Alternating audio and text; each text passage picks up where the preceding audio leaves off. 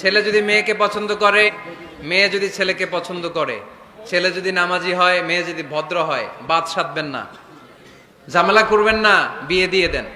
ছেলের বাবা যারা আছেন, মেয়ের বাবা যারা আছেন, ওদের দুঃখগুলো একটু বুঝেন। মসজিদে মসজিদে বিয়ে করাবেন। ছেলের বাবা মেয়ের বাবা চলে আসবে, ইজাব হবে, কবুল হবে, খেজুর নিয়ে যাবেন 1 কেজি, বিয়ে শেষ। ইয়াংদের দোয়াগুলোর মধ্যে বিশেষ দোয়া তো হবে এইটাই, ঠিক কিনা? যে আল্লাহ তুমি আমাকে নেককার, রূপবতী, গুণবতী একটা স্ত্রী দাও। স্ত্রী যদি ভালো হয় ঘরটা জান্নাত, স্ত্রী যদি খারাপ হয় ঘরের ভিতরে দ্বিতীয় বিশ্বযুদ্ধ, ঠিক কিনা? A timely marriage is very important for the young society of Bangladesh. সময় মতো বিয়ে, এটা সব জায়গায় আমি বলি। ছেলের বাবা যারা আছেন, মেয়ের বাবা যারা আছেন, ওদের দুঃখগুলো একটু বুঝেন। ওরা অনেক দুঃখে আছে, কষ্টে আছে, বুক ফাটে তো মুখ ফুটে না, ঠিক কিনা? বিয়ের চেয়ে ভালো কাজ হয় না, বিয়ের চেয়ে ভালো কাজ হতে পারে না। এই যে উঠতি বয়সের ছেলে মেয়েরা বর্তমানে ফাস্টেস্ট ওয়ার্ল্ডে যেভাবে ট্রেন্ড চেঞ্জ হচ্ছে, তারা তাদের যৌবনকে নষ্ট করে ফেলছে। তারা এই যে পরকিয়া, এই যে গার্লফ্রেন্ড বয়ফ্রেন্ডের যে কালচার, এগুলো আগে ছিল না, এগুলো দেশের মধ্যে এখন ঢুকছে। ওই যে চিল্লায় উঠতেছে অনেকে, দেখছেন? 100% কমন পড়ে গেছে এদের।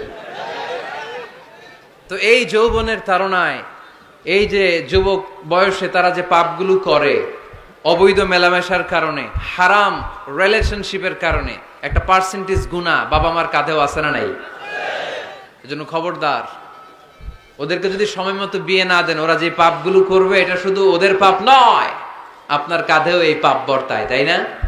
এজন্য আগে আগে বিয়ে দেন, অন টাইম, টাইমলি ম্যারেজ। মসজিদে মসজিদে বিয়ে করাবেন। ছেলের বাবা মেয়ের বাবা চলে আসবে, ইজাব হবে, কবুল হবে, খেজুর নিয়ে যাবেন 1 কেজি, বিয়ে শেষ। সহজ হয়ে গেছে না? 1 কেজি 2 কেজি খেজুর খাওয়াই দিবেন। দিস ইজ দ্য ওয়ালিমা। আল্লাহর হাবিবের যখন বেশি টাকা ছিল তিনি বেশি খাওয়াতেন। এক বিয়েতে তিনি 400 জন সাহাবীকে খাসির গোশত, উটের গোশত আর রুটি খাইয়েছেন। ওয়ালিমা, বিয়ের খাবার। সুবহানাল্লাহ পড়বেন না? আরেক বিয়েতে টাকা পয়সা নাই। এটা হচ্ছে সাফিয়া বিনতি হুয়াই ইবনে আখতাব, ইহুদি রাজকন্যাকে বিয়ে করেছিলেন খায়বার যুদ্ধের পরে। তো ফিরে আসবেন, আল্লাহর হাবিব বললেন এখানেই বিয়ে করব, মরুভূমিতে আমাদের বাসর হবে। বাসর ঘর সাজানো হলো, আল্লাহর হাবিব বাসর করলেন। সকালবেলা তিনি বেরোলেন, সাহাবারা ধরলেন, ইয়া রাসূলুল্লাহ, আগে না ওই যে রুটি খাওয়াইছিলেন, আগের বিয়েতে গোশত খাওয়াইছিলেন, এইবার কি খাওয়াবেন? আল্লাহর হাবিব বললেন এইবার তো আমার কাছে টাকা পয়সা নাই, তোমাদের কাছে কি আছে বলো? দাওয়াত খাইতে চাইয়া পড়ছে বিপদে সাহাবারা। তো সাহাবারা বললেন আমাদের কাছে কিছু নাই, কারো বাড়িতে কিছু ঘি, কারো বাড়িতে কিছু আটা, কারো বাড়িতে কিছু পনির। আল্লাহর হাবিব বললেন সব নিয়ে আসো, একটা বোলের মধ্যে রাখো। রেখে এটারে ম্যাশড করা হলো, ছাতু বানানো হলো। কি? এবার আল্লাহর হাবিব বললেন সবাই হাত পাতো, সবাই হাত পাতলো। আল্লাহ রাসূল সাল্লাল্লাহু আলাইহি ওয়াসাল্লাম হাতের মধ্যে একটু ছাতু ধরাই দিলেন, বললেন এটাই বিয়ের ওলিমা। সুবহানাল্লাহ পড়বেন না? তার মানে যখন সামর্থ্য বেশি তখন ওয়ালিমাতে খাওয়াবেনও বেশি। সামর্থ্য নাই, ছাতু খাওয়াই দিবেন অথবা খেজুর খাইয়ে দিবেন। খেজুরের চেয়ে ভালো মিষ্টান্ন আর হতে পারে না। খেয়াল রাখবেন, ফলের মধ্যে আছে সুক্রোজ। ফলের যে মিষ্টিটা, এটা কিন্তু বেশি ক্ষতি করে না, এটা খুব ভালো, ভেরি হেলদি। ফলের যে মিষ্টি এটারে বলে সুক্রোজ। মধুতে যে মিষ্টি এটাকে বলে ফ্রুকটুস, আর চিনিতে যে মিষ্টি এটার বলে গ্লুকোজ। এই গ্লুকোজ বাদ দিতে হবে, বাদ দিয়ে সুক্রোজ আর ফ্রুকটুস খাইতে হবে। তাহলে সুস্থ রাখবে কে? দেখেন আল্লাহর হাবিব সাল্লাল্লাহু আলাইহি ওয়াসাল্লাম কত খেজুর খেতেন, তিনি মধু খেতেন, ফ্রেশ মধু, ফ্রেশ হানি আল্লাহর হাবিব সাল্লাল্লাহু আলাইহি ওয়াসাল্লাম খুব বেশি পছন্দ করতেন। এজন্য বিয়ের চেয়ে ভালো কাজ হতে পারে না। এদেশে ছেলে বিয়ে করতে চাইলে সবাই বলে নিজের পায়ে দাঁড়াও। আছে না এই কথাটা? কক্সবাজারে বলে বেশি, কি বলে? নিজের পায়ে দাঁড়া। আপনিও নিজের পায়ে দাঁড়াবেন, এইভাবে দাঁড়ায় বলবেন এই যে দেখেন নিজের পায়ে দাঁড়াইছি। তো এতদিন ছেলে কার পায়ে দাঁড়াইছে? নিজের পায়েই তো দাঁড়াইছে। বিয়েটাকে সহজ করেন। এখানে জনপ্রতিনিধি কেউ থাকলে আপনারা একটু দায়িত্ব নেন, ওদের দুঃখ কষ্ট একটু লাঘব করে দেন, ওদেরকে একটু মিলায় দেন। এই বিয়েটা হচ্ছে ভালোবাসার বন্ধন, এটা জান্নাতি ভালোবাসায় ভরপুর একটা সম্পর্ক। কারণ সাইয়েদনা আদম আলাইহিস সালাম আর হাওয়া আলাইহাস সালাম দুইজনের বিয়ে হয়েছিল জান্নাতে। সুবহানাল্লাহ পড়েন। এজন্য আমরা বিয়ে করব। কি করব? বিয়ে করব। যারা করছেন তারা বেশি জোরে কইেন না যে করব। মহিলা প্যান্ডেল আছে ওই পাশে, ভাবি শুনতে পারে। ভেজাল আছে না নাই? অন্য দেশে এই কালচারটা গড়ে উঠলেও আমাদের দেশে ওঠে নাই, ঠিক কিনা? এদেশের মা বোনেরা ভালোবাসার ভাগ বসাইতে দেয় না কাউরে, একাই পুরো ভালোবাসা উনি রাখবে। তো যাই হোক, যারা করে ফেলছেন তো করে ফেলছেন, যারা করো নাই তারা বিয়ে করার ট্রাই করো। বিয়ে কখনো কারো সফলতা আটকে রাখে না। যত বড় বড় মনীষী বিজ্ঞানী খেয়াল করে দেখো, আগে বিয়ে করছে। আমাদের এই স্বাধীনতার স্থপতি বঙ্গবন্ধু শেখ মুজিবুর রহমান খুব অল্প বয়সে বিয়ে করেছেন, ঠিক কিনা? কাজী নজরুল অল্প বয়সে বিয়ে করেছেন, মহাত্মা গান্ধী অল্প বয়সে বিয়ে করছেন। বিয়ে সফল হওয়াতে কি ওনাদের কোনো বাধা বা প্রতিবন্ধকতা তৈরি করছে? ওনারা তো সফল হয়েছে। সমস্যাটা যেখানে ওনারা বিয়ে করে সফল হয়েছে, আমরা সফল হয়ে তারপরে বিয়ে করতে চাই, ঠিক কিনা? এটাই বুঝতে চাই না যে সফল হওয়ার মাধ্যম হচ্ছে তাড়াতাড়ি বিয়ে করা। তাড়াতাড়ি বিয়ে করা, ইউগনিহিমুল্লাহ মিন ফাদলিহি। যারা বিয়ে করবে আল্লাহ নিজ দায়িত্বে তাদেরকে সম্পদশালী বানায় দিবে। এজন্য আন-নিকাহ মিন সুন্নতি ফামান রাগিবা আন সুন্নতি ফালাইসা মিন্নি। বিয়ে আমার সুন্নাত, আমার সুন্নাতকে যে ভালোবাসে না সে আমার ফলোয়ার হতে পারে না। এজন্য বাবা কারা কারা আছেন? ছেলের বাবা দেখে হাত তোলেন।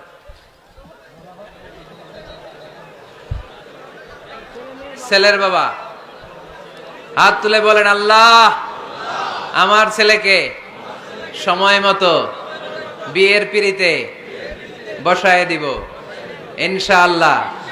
ছেলের বিয়েতে 1 টাকাও যৌতুক নিব না। আওয়াজ করে পড়েন আমিন। হাত নামান। মেয়ের বাবা কারা আছেন দেখি? মেয়ের বাবা হাত তুলেন, আওয়াজ করে বলেন হে আল্লাহ। আরো জোরে বলেন হে আল্লাহ। আপনাদের ভালো লাগতেছে না এটা? বলেন আল্লাহ আমার মেয়েকে সময় মতো ভালো পাত্রের হাতে তুলে দিব, সময় মতো বিয়ের ব্যবস্থা করব, তুমি তৌফিক দাও। মেয়ের বিয়েতে 1 টাকাও যৌতুক দিব না। আওয়াজ করে পড়েন আমিন। হাত নামান। বিয়ে করো নাই কারা কারা? হাত তোলো। আওয়াজ করে বলো হে আল্লাহ সময় মতো বিয়ে করতে চাই, তুমি তৌফিক দাও। আওয়াজ করে বলো আল্লাহ হাত তুলে ওয়াদা করলাম আমার বিয়েতে 1 টাকাও যৌতুক নিব না। আমিন। আরো জোরে বলতে হবে আমিন। মাশাআল্লাহ। হাত নামাও, হাত নামাও। এই তো সবাই খুশি। ছেলের বাবাও খুশি, মেয়ের বাবাও খুশি, পাত্ররাও খুশি, মাইকের আওয়াজ শুনে ওইদিকে পাত্রীরাও খুশি।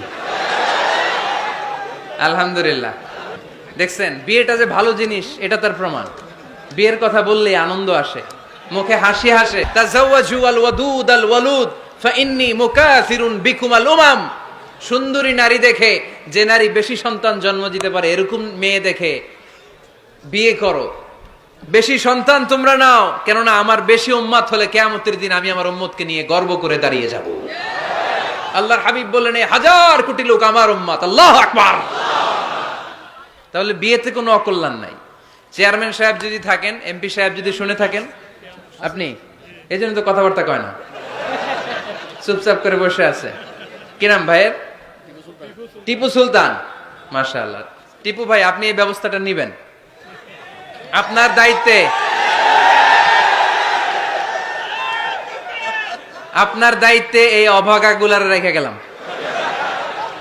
ব্যবস্থা করে দিয়েন, সহজ করে দিবেন, সহজ করে দিয়েন। ছেলে যদি মেয়েকে পছন্দ করে, মেয়ে যদি ছেলেকে পছন্দ করে, ছেলে যদি নামাজি হয়, মেয়ে যদি ভদ্র হয়, বাদ সাধবেন না, ঝামেলা করবেন না, বিয়ে দিয়ে দেন।